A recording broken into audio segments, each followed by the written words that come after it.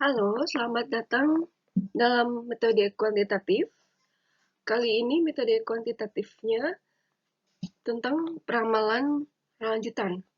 Kenapa disebut lanjutan? Karena pertemuan 9 ini merupakan pertemuan yang membahas tentang peramalan-peramalan dari metode yang dibahas sebelum pertemuan 9 ini. Mari kita bersama-sama mendengarkan tentang peramalan. Sebelumnya terima kasih yang telah mensubscribe Elita LTV dan yang belum mensubscribe, saya mohon kalian mensubscribe Elita LTV.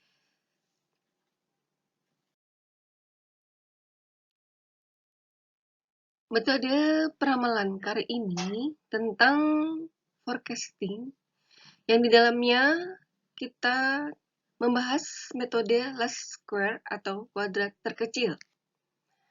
Metode kausal atau least square adalah metode pendekatan untuk menentukan atau menghasilkan garis lurus yang paling tepat yang meminimumkan jumlah kuadrat perbedaan vertikal dari garis pada setiap observasi aktual.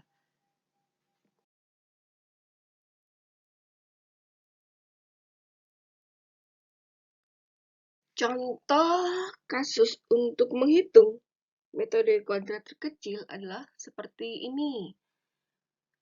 Ketika saudara diminta menentukan tren linier untuk data deret waktu dari 2012 sampai 2019 mengenai permintaan mebel CV Inu sebagai berikut.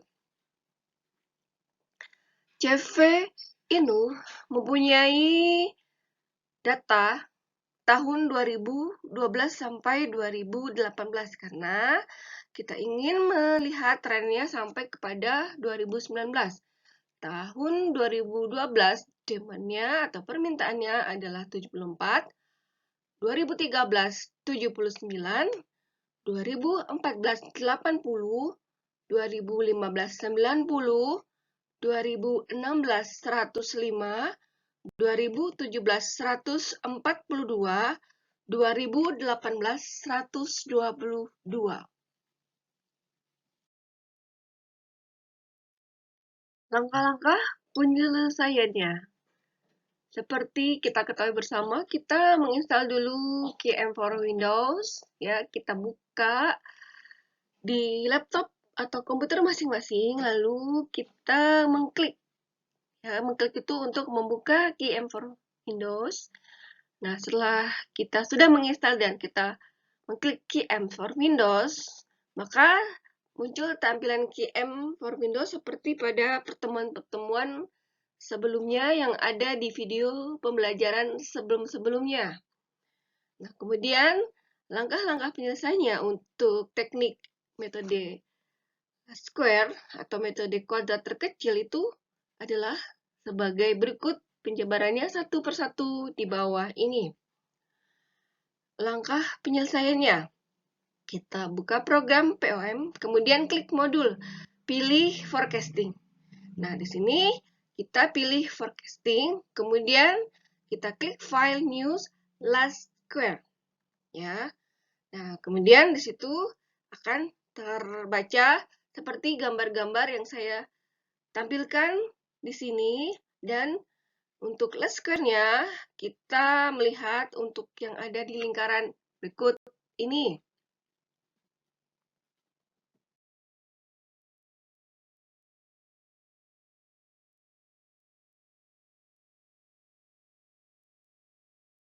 Ketikan pada tile example 4. Ya, tile itu example 4 karena di sini saya ingin memasukkan tile atau judul dari filenya bernama example 4. Nah, Anda bisa mengubahnya dengan perusahaan Anda sendiri, misalkan CV Linu atau CV Inu seperti contoh kasus kita di atas ya, dan mungkin yang lain-lain juga sesuaikan saja ya, karena tile ini menyimpan nanti file kita untuk kita bisa mencari kembali data-data yang sudah kita masukkan berikut ini. Pada contoh ini, tekan pada tile example 4. Pada number of observasi isikan 7. number of independent variable, isikan 1. Kemudian klik OK periode dan data-data penjualannya akan tampil sebagai gambar berikut ini. Ya, gambar berikut ini di sini saya melingkar-lingkarin. Dalam arti melingkar ini adalah petunjuk ya, kita harus di mana untuk mengklik tile, kemudian kita melihat number of observasi. Karena di situ observasinya tabelnya ada 7, jadi kita klik 7, kemudian ini 1 ya. Lalu kita klik OK. Nah, setelah kita klik OK, maka data untuk example 4 terbaca seperti lingkaran seperti observasi 1, observasi 2, ya, 3, 4, 5, 6, 7, kemudian ada Y-nya 74, 79, 80, 90, 105, dan 114 serta 102. Kemudian X1-nya juga 1, 2, 3, 4, 5, 6, 7. Seperti tampilan berikut setelah kita mengklik OK.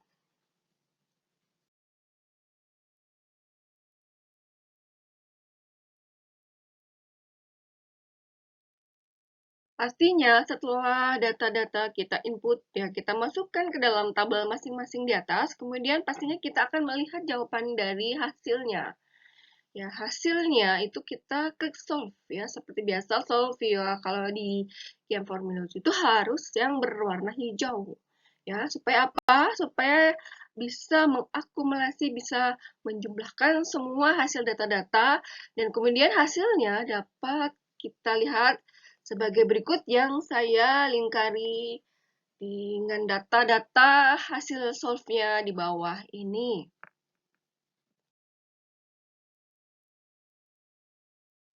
Untuk melihat hasil, kita pilih solution ya.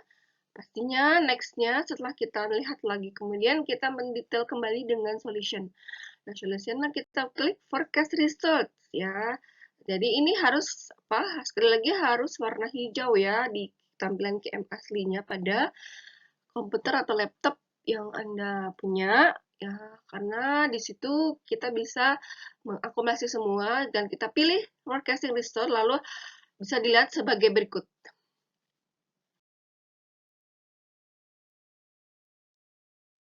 Untuk melihat hasil dari grafik pada contoh di atas, maka kita harus pilih solution, lalu pilih graph. Graph itu adalah singkatan dari grafik.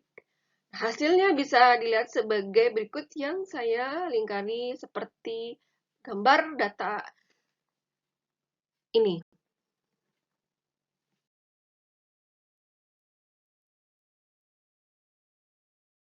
Pada metode Lasker di atas berkesimpulan bahwa dari tabel dan gambar di atas menunjukkan bahwa dengan menggunakan square diperoleh persamaan Y sama dengan 56,714 ditambah 10,536X. Ramalan untuk tahun 2019 sama dengan 56,70 ditambah 10,54 dikali 8 sama dengan 141,2. Jadi 10,54-nya itu dikali 8 dulu baru ditambah 56,70 untuk ramalan tahun 2019 hasilnya 141,02.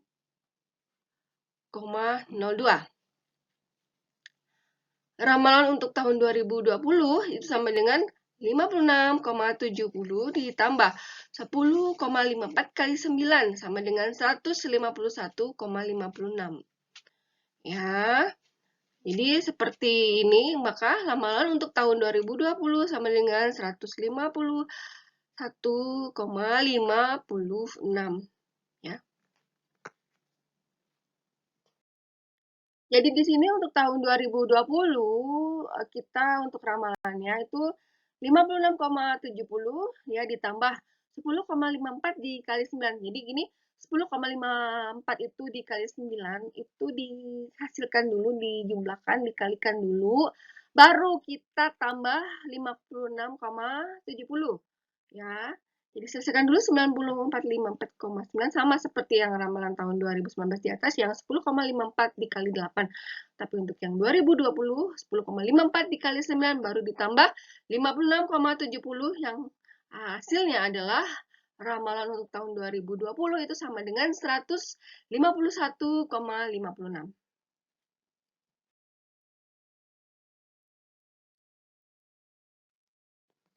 Di sini kita akan membahas tentang regresi linear berganda dari metode kuadrat terkecil berikutnya.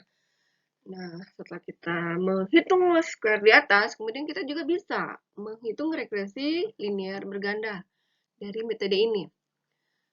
Regresi digunakan untuk mengestimasi dan meramalkan dengan data cross-sectional atau antar data yang memiliki tingkat waktu yang sama. Analisis regresi linear itu dibedakan menjadi dua, yaitu satu, analisis regresi linear sederhana jika jumlah variabel bebasnya atau X hanya satu secara matematis dapat dituliskan Y sama dengan A plus BX. Model ini hampir sama dengan model analisis tren. Bedanya, model tren variabel bebasnya adalah waktu, sedangkan pada analisis regresi linear sederhana, variabel bebasnya bisa waktu, bisa variabel non-waktu. Berikutnya, analisis regresi linear yang kedua itu adalah analisis regresi linear berganda jika jumlah variabel bebasnya A atau X itu lebih dari satu. Karena dia berganda ya, pastinya harus double atau lebih dari satu. Nah, secara matematis dapat dituliskan Y sama dengan A plus B1X1 ditambah B2X2 dan berikutnya BK kemudian XN. Nah, BK itu atau N itu adalah mau kita X3,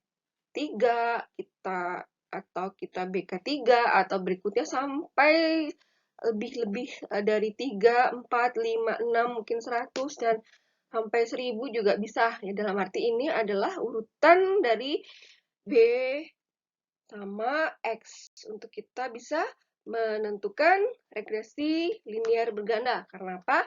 Variabel bebas-bebasnya itu atau X-nya itu lebih daripada 1.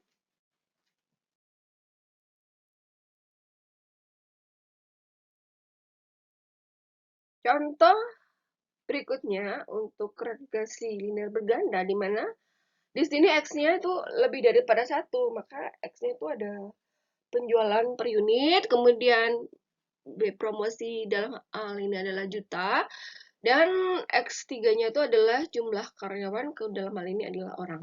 Di sini counter HP-nya itu A, B, C, D, E, F, G, H, I, J, ya, dengan A penjualannya 100, promosi 3, dan karyawannya 3 orang.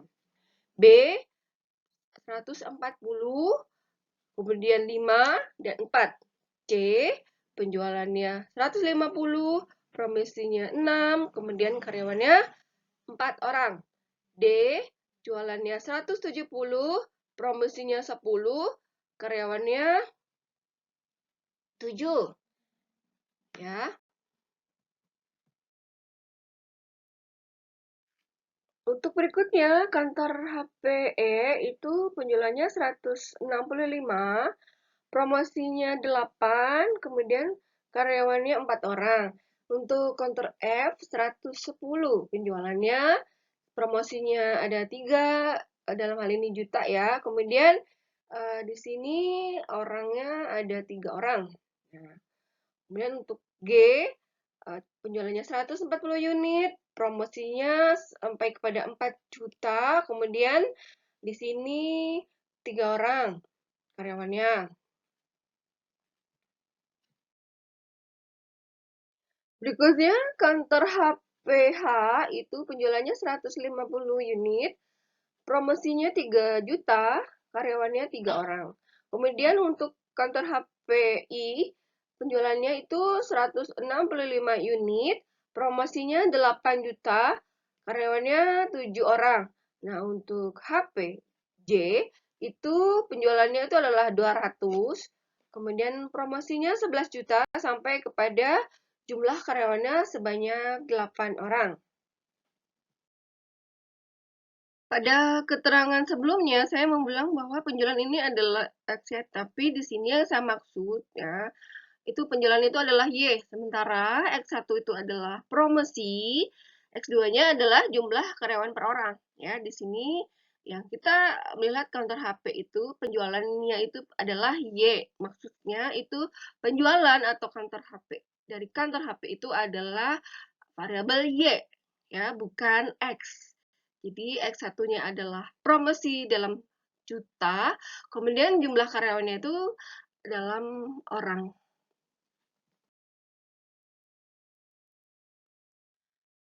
Berikutnya, pastinya kita ingin melihat ya data dari regresi linear berganda atau regresi linear sederhana di atas ya.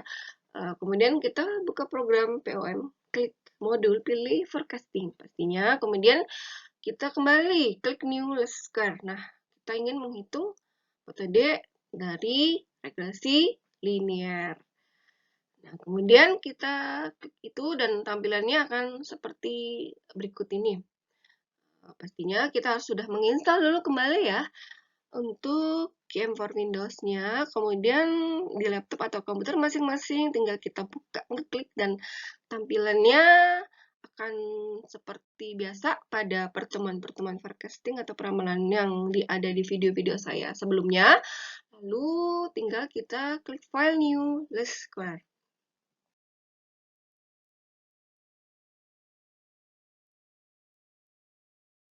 Isikan jumlah data pada kolom number of observasi dengan cara menggeser tanda panah atau mengisi angka 10 pada kolom number of independent variable. Dan jumlah variabel bebasnya itu angka 2. Selanjutnya masukkan data sesuai dengan yang akan dianalisis sebagai berikut ya. Jadi di sini ada tilenya, kita klikkan, kemudian kita mengisikan sesuai dengan data-data yang ada di atas, yang ada di slide 11 di atas. Ya, kita isi, kemudian kita klik OK, dan tampilannya seperti kuadrat ya, A, B, C, D, E, F, G, H, I, J, K. Dan di situ ada hasilnya dari masing-masing, kita klik sebagai berikut.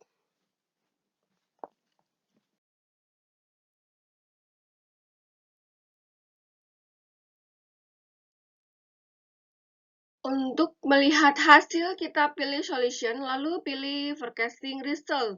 Hasil ini bisa dilihat sebagai berikut ya. Jadi kita buka dulu PM Core Windows ya, kita install, kita buka, lalu hasilnya akan menjadi tampilan seperti pada tampilan yang utuh. Pada pertemuan berikutnya itu kan ada ya tentang forecasting dengan tampilan keyboard Windows ya. Jadi bisa dilihat kembali kalau Anda bingung nih dari mana gitu ya. Pastinya bisa kembali dilihat untuk peramalan pada video-video saya sebelumnya. Nah, untuk melihat hasil kita pasti harus pilih solution ya. Pilihnya itu dia harus bertanda hijau ya, seperti gambar-gambar yang ada di video saya sebelumnya. Lalu kita pilih forecasting result, hasilnya bisa dilihat sebagai berikut, di mana ada jawaban dari value-nya ya. Di sini kita bisa melihatnya masing-masing. Nah, di sini data ini bisa kita baca dan kemudian kita analisisnya. Jadi jangan hanya sekedar mengklik-klik saja, lalu data itu dibiarkan hanya seperti ini. Tetapi kita harus membaca hasil dari nilai masing-masing sesuai dengan petunjuk-petunjuk dan arahan-arahan apa yang mau kita cari masing-masing.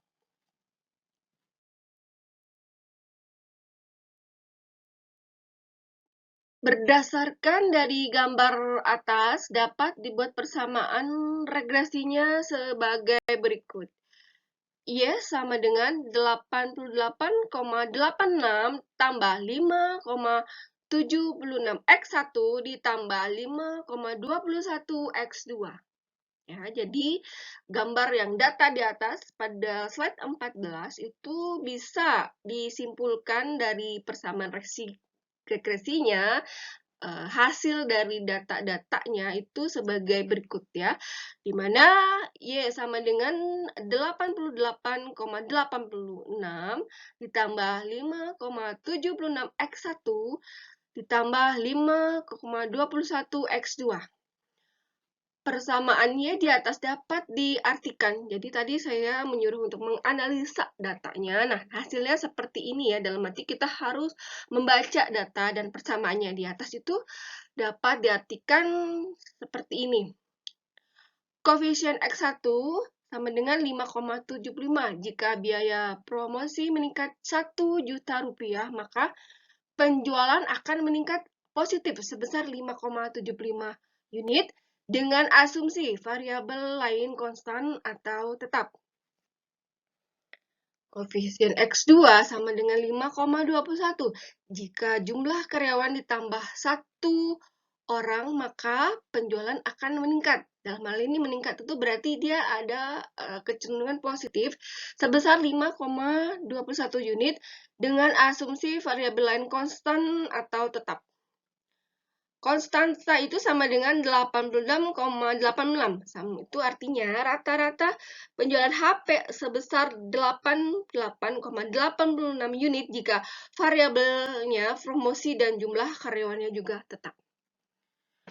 Nilai koefisien determinasi atau R2 sebesar 0,8 artinya variasi penjualan HP dapat dijelaskan oleh variabel biaya promosi dan jumlah karyawan sebesar 80%. Nah, itu artinya 0,8 dikali 100%. Sedangkan sisanya 20% dijelaskan faktor lainnya di luar modal seperti selera konsumen, harga, kondisi perekonomian, dan lain sebagainya. Dari persamaan regresi di atas juga dapat diramalkan. Jika promosi atau biaya promosinya itu meningkat menjadi 12 juta dan jumlah karyawannya tetap, maka dari hasil peramalan promosinya meningkat, biaya promosinya meningkat, kemudian menjadi 12 juta, maka jumlah karyawannya diasumsikan tetap. Maka di sini persamaan regresinya menjadi sebagai berikut. Y sama dengan 88,86 ditambah 5,76, dalam hal ini adalah X1-nya 12, dan ditambah 5,21 dalam hal ini X2-nya adalah 1. Ya. Di sini Y sama dengan 88,86 ditambah 5,76 dikali 12 sama dengan 69,12 ditambah 5,21. Maka ini sama dengan Y-nya adalah 163,19. Jadi, jika biaya promosi meningkat menjadi 12 juta dan jumlah karyawannya tetap, ya, maka jumlah penjualannya itu akan menjadi sebesar 163,19. Baik, di sini data itu harus kita baca ya, seperti ini. Jadi, jangan hanya diklik-klik saja, tetapi hasilnya harus dibaca sesuai dengan tujuan yang akan kita cari.